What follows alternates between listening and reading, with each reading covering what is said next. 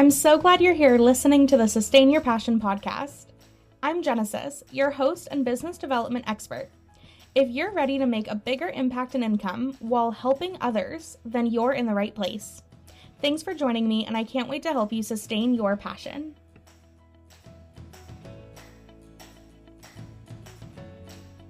Hi everyone, welcome to episode 1 of the Sustain Your Passion podcast.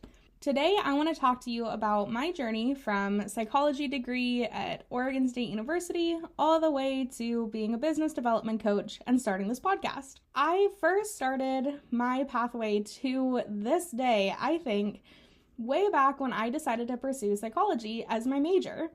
So I actually went to a community college for my first 2 years. I was a super budgeter and saw the financial benefits. So I started at a local community college. They paid for my entire first 2 years, and I actually left with money in the bank from scholarships.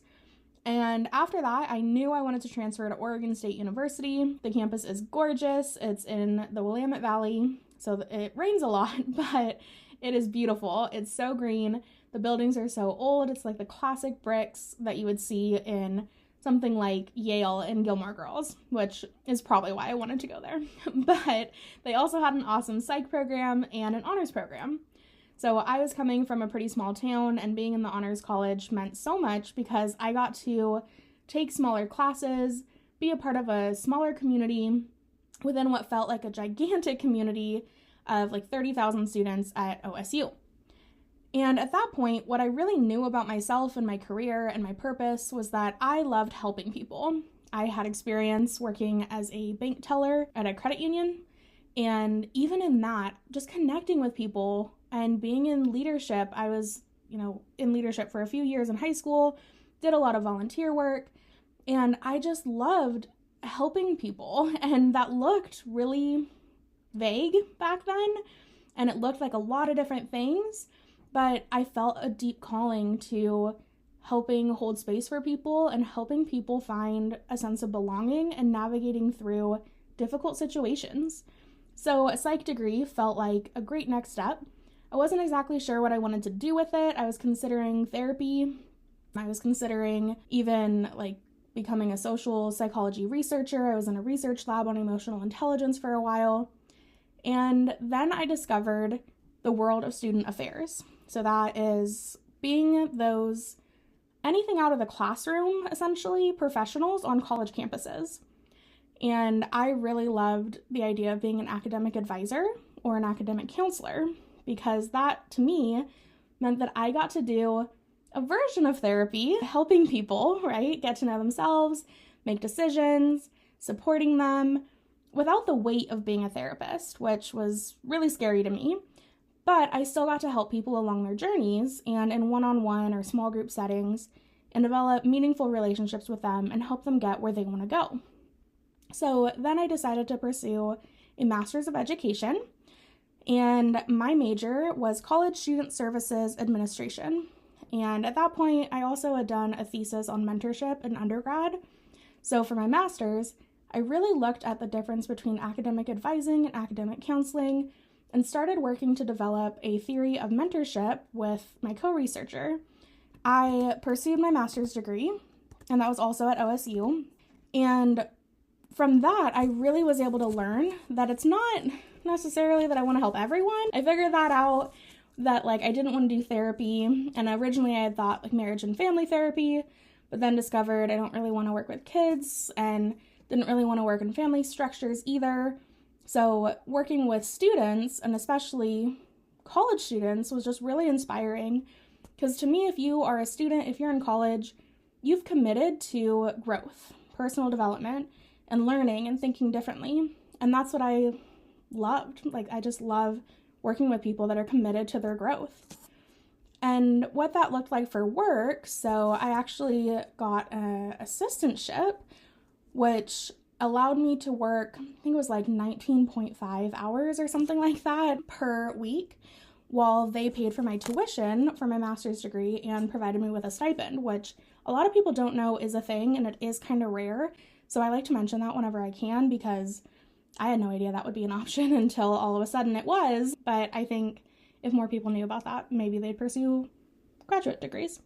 So during that, though, my work was in the University Exploratory Studies program, and that is where essentially it's the academic home for college students at OSU that are undecided, that are exploring majors, or that are rethinking their current major. So they want to explore their options before they really settle on, okay, this is the major I'm going to graduate with.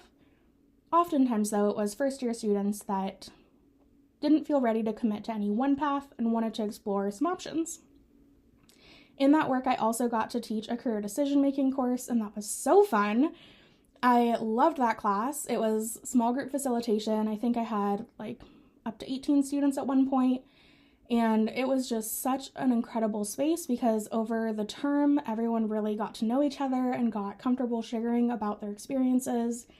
And I, as the facilitator, got to encourage them to think differently and ask different questions and really allow themselves to be free in their career choices, to see themselves differently, and ultimately pursue what makes them happy. So my master's degree was a 2-year program, and after I was finished up with that program, there was a new grant brought to Oregon State, and that was called the MAPS program, and that was all about advising analytics to promote success. That's actually like what the MAP stands for. It's like, oh gosh, I'm forgetting the monitoring, advising analytics to promote success. And I got to continue working one-on-one with students across all the majors, still navigating very similar questions, what do I want to study? What impact do I want to make? What career do I want, etc. And then what are the supports for that?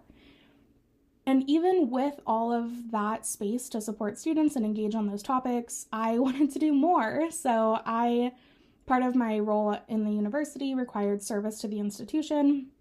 So I started teaching that same career decision-making course online, and I loved it. And so I was continuing my one-on-one success coaching role as an academic counselor, getting to really help students through their journey holistically in college, but then also have that space to teach career decision-making and support students in their exploration of themselves, their options, and the world of work, and where they belonged. And then the grant was scheduled to end after 3 years, and so that would be in September 2018. And knowing that, for a while I had been dreaming about starting my own business. I wasn't really sure what I wanted it to be. I explored some MLMs. I'm air quoting here, I started my own coaching business by starting websites. So I literally, for 2 years, I would start websites and then tear them down and then build another website and then tear it down. I never shared it with anyone. I never told anyone. Jonathan, my husband, knew, but that was it. I was very nervous that I had this desire. I didn't acknowledge it, but I was still exploring it. And so I still count those couple years as part of my business development journey, but I know that I really hadn't committed to it yet. So that's why nowadays I say that I've been actually running my business for 5 years, even though there was still 2 years before that I was exploring even further what business was before I actually committed to it and started developing my offers and all of that.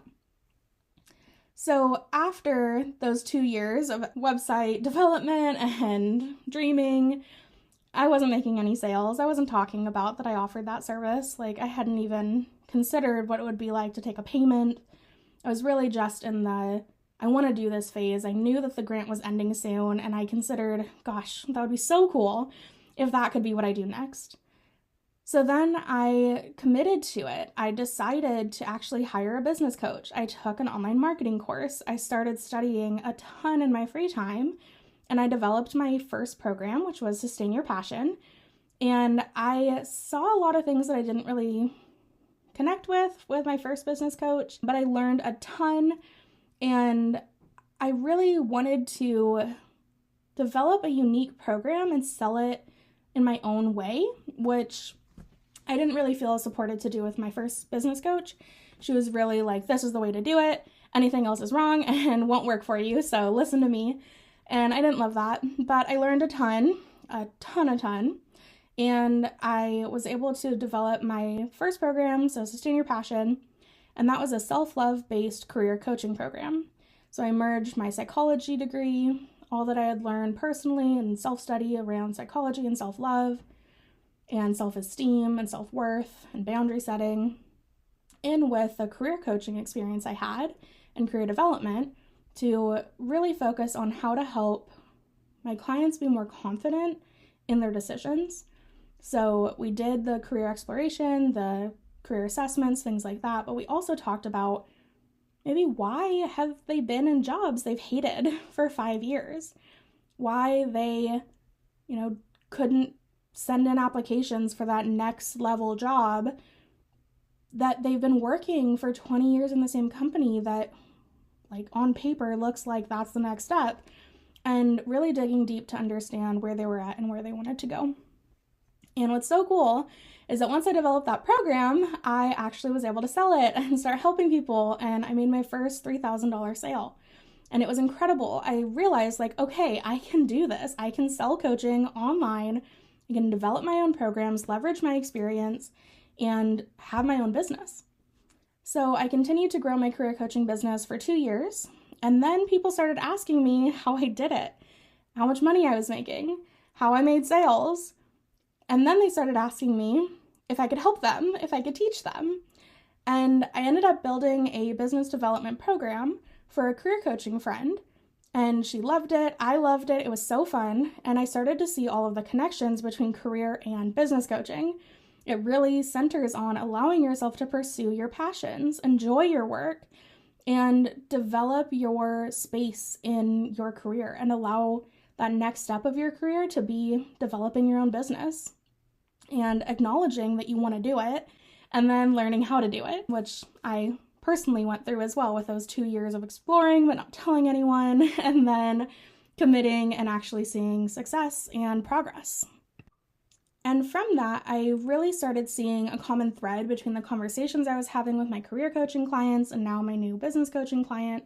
And that started taking off. More and more people wanted to work with me in that business space. And so I decided to pivot my niche and really align with the thread of the reason I do what I do is because I do believe the world is a better place when you do work you love. Not just your world, not just the people directly in your family that you see every day, but genuinely, the entire world is a better place because you are putting positivity into everything you're doing when you love what you do. But if you are stagnating in a career, if you are resentful, if you are not happy, if you're not aligned, if you're not actually doing stuff that lights you up and is energizing to you, you're draining the people around you. You're not only miserable, but you're bringing that to every conversation you have too. So I really believe that when you are pursuing your interests and enjoying your life, that the world is a better place because you're doing what you love. So I allowed that to be my niche. I accepted it. And since doing that, I've started working with a lot more people that are interested in developing their own businesses, whether that's coaching, whether that's consulting. I'm working with someone who's a strategist, another person that really focuses in on a specific assessment tool. So it's more about how they do their work. And with coaching, I've got clients that are health coaches, that are boundary coaches, career coaches, life coaches, and it's just so fun to see how I can take those lessons that I've learned and those skills that I've developed from all the years of training and support a whole new group of people to go then help even more people than I could ever think that I could offer service to on my own. And so working as a business coach is so impactful and just amazing work because I can see the impact that not only the work that I have, directly with my clients, but then how that feeds into who they serve. And I really love being a business coach. It is so fun.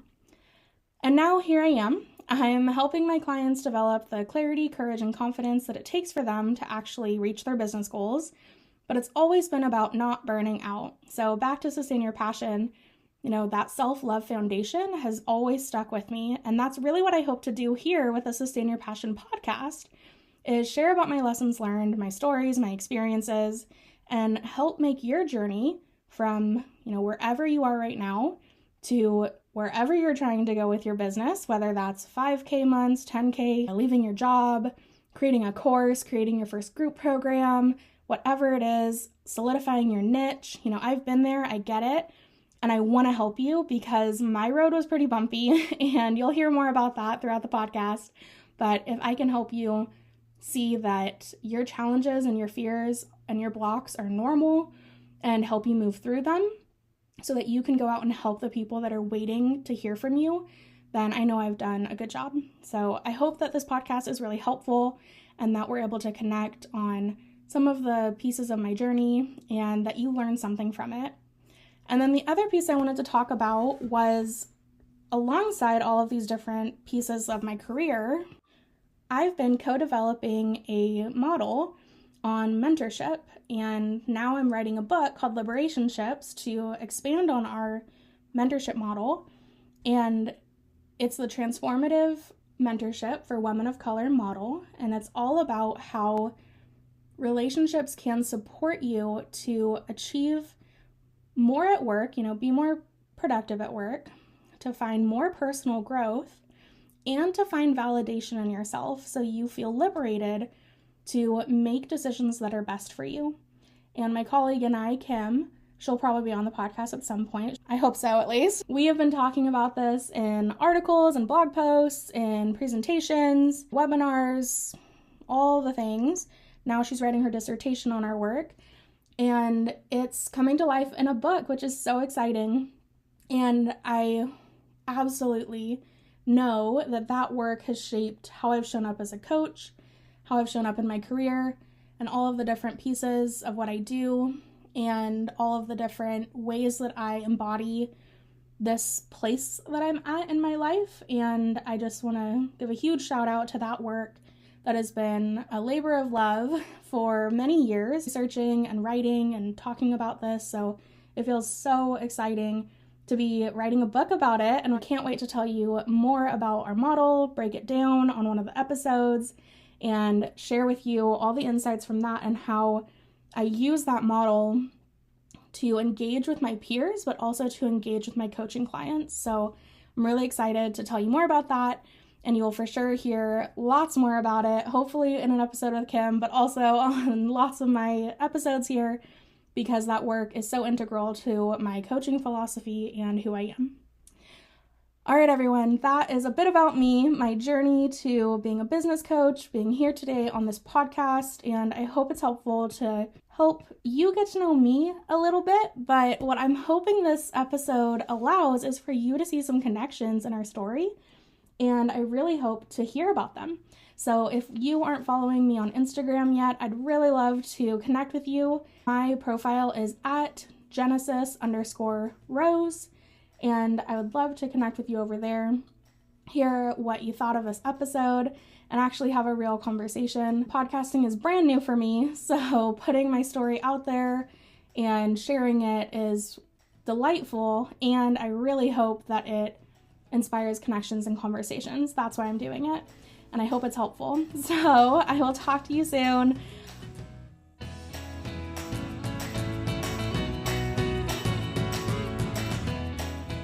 Thank you so much for listening to this episode of the Sustain Your Passion podcast.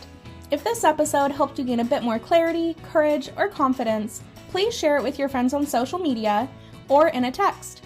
It would mean the world to me. Thanks in advance for sharing this episode. I hope you have a great week, and I'll talk to you soon.